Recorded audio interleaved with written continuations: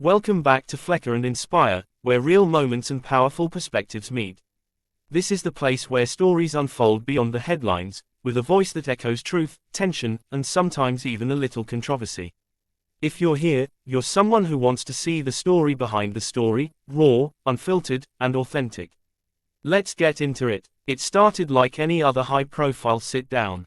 The lights were set, the audience was buzzing, and Bill Maher, never one to hold back, welcomed a living Hollywood legend to his stage, Robert De Niro.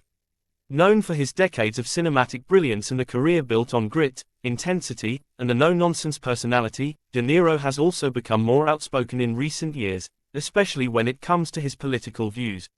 But no one expected what would unfold during this interview to end the way it did, a dramatic, explosive confrontation that ended with De Niro walking off the set live on air. What really happened behind the scenes? Was this all a publicity stunt? Or was it a raw, unfiltered clash of personalities, two icons with clashing ideologies, temperaments, and decades of public voice boiling over into a moment that will be talked about for years to come? The show began normally enough. Maher, known for pushing boundaries and testing the limits of his guests, welcomed De Niro with what appeared to be mutual respect. The audience was clearly excited. There was laughter, polite applause, and the usual banter between host and guest. But almost immediately, things began to feel tense. It wasn't long before Maher shifted the conversation toward politics, a familiar battleground for both men, but from vastly different perspectives. Maher, who has leaned more toward libertarian skepticism in recent years, has been known to criticize both the left and the right with biting wit. De Niro, on the other hand, has become one of the most vocal critics of Donald Trump in Hollywood and isn't shy about expressing his opinions, no matter the backlash. This would become the powder keg that ignited the whole segment. Maher began by asking a seemingly simple question: "Bob, don't you think the discourse has gotten a bit too angry on both sides?" De Niro paused. That iconic stare, familiar from films like Taxi Driver and The Irishman, suddenly felt real, not part of a performance, but a flicker of something deeper. "I think there's a difference between being angry and being right," De Niro said. "I'm not going to pretend there's moral equivalency here, Bill. You know what I stand for."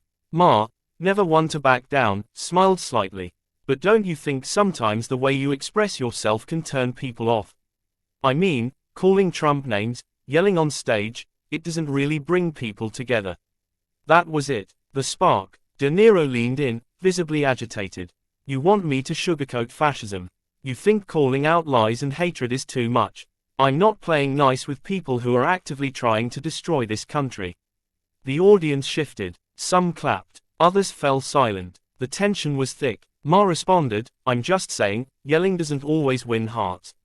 Maybe there's a better way to persuade people than just shouting, 'F Trump,' every time you're on stage." De Niro's voice rose. "You sit here pretending to be the voice of reason, but you're giving cover to cowards. You're part of the problem when you treat this like a debate club instead of a fight for democracy." At that moment, the dynamic shifted. No longer was this an interview, it was a confrontation. A philosophical clash wrapped in personal insult. Maher tried to pivot, bringing humor back in. "Come on, Bob, don't go all Joe Pesci on me," he quipped, referencing De Niro's frequent co-star. The audience laughed, nervously, but De Niro didn't smile. "You know what, Bill? I thought this was going to be a real conversation. But it's just another smug circus act. I'm done." And with that, Robert De Niro took off his mic, stood up, and walked off the stage. The camera followed him awkwardly for a second before cutting back to a stunned Maher, who sat frozen for a beat before turning back to the audience and saying, "Well, I guess he had a dinner reservation." The fallout was instant. Within minutes, the clip had gone viral. Twitter, Instagram, YouTube, every platform was flooded with comments, reactions, and arguments. Some hailed De Niro as a hero standing up for his beliefs. Others mocked him for being unable to handle pushback. And Maher, as always, found himself in the center of the storm, accused of provoking the outburst for ratings while others praised him for keeping his cool. But to understand this moment fully, you have to go deeper.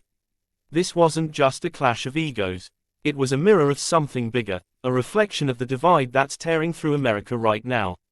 Two men who have spent their careers pushing boundaries, challenging power, and refusing to be silenced, now turning that fire on each other.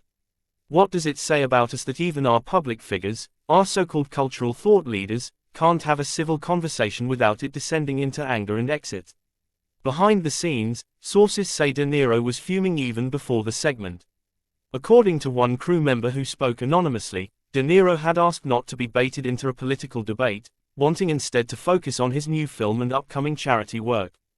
But Maher, perhaps sensing an opportunity to spark drama, steered the conversation straight into the fire. Others argue De Niro knew exactly what he was walking into. After all, Maher's show isn't known for softball questions or staying neutral. Was it truly a surprise to be challenged? Or did De Niro, tired of the political back and forth, simply reach his limit? What's undeniable is that the moment struck a nerve. Within 24 hours, the clip had more than 10 million views. News outlets jumped in, late-night shows ran with it, podcasts dissected it, social media became a battlefield of opinions. But here's something worth considering: maybe this wasn't a failure of conversation. Maybe it was just an honest one. In a media landscape dominated by sound bites and filters, where authenticity is often traded for clicks, maybe what we saw wasn't a breakdown, but a rare moment of truth. De Niro's rage may not be polished. His words may be sharp. But behind them is a man who's lived through decades of cultural shifts, political changes, and moral reckonings.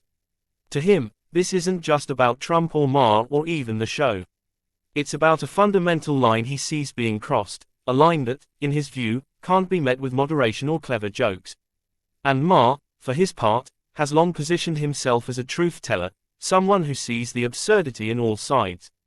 To him, passion without persuasion is wasted energy. He believes in dialogue, even messy ones. But dialogue doesn't always mean agreement. And in this case, it meant rupture. So what happens next? Will De Niro respond further? Will Maher invite him back for a round two? Or is this one of those iconic moments that lives on in internet history as a flashpoint, an unforgettable reminder of just how divided, yet deeply human, our conversations have become? The bigger question is this: can we learn from it? Can we find a way to talk, really talk, without storming out? Or is walking away the only choice when compromise feels like betrayal? At Flekar and Inspire, we don't just report the headlines. We examine the currents beneath them. What happened between De Niro and Maher was more than a celebrity clash. It was a symbol of where we are, raw, unresolved, and still searching for a way forward. Whether you saw De Niro as a truth-teller or too thin-skinned, whether you see Maher as fair or as a provocateur, one thing is clear: we're living in a moment where conversation itself is an act of courage. And sometimes, walking away is just another form of speaking up. Thank you for watching. If this story moved you, challenged you, or made you think in a new way, we invite you to stay with us here at Flekar and Inspire. This is where the story continues, where every moment means more. Subscribe for more in-depth coverage, powerful narratives, and bold truths. And remember, in a world where shouting often drowns out listening, the ones who pause to understand are the ones who really change the game.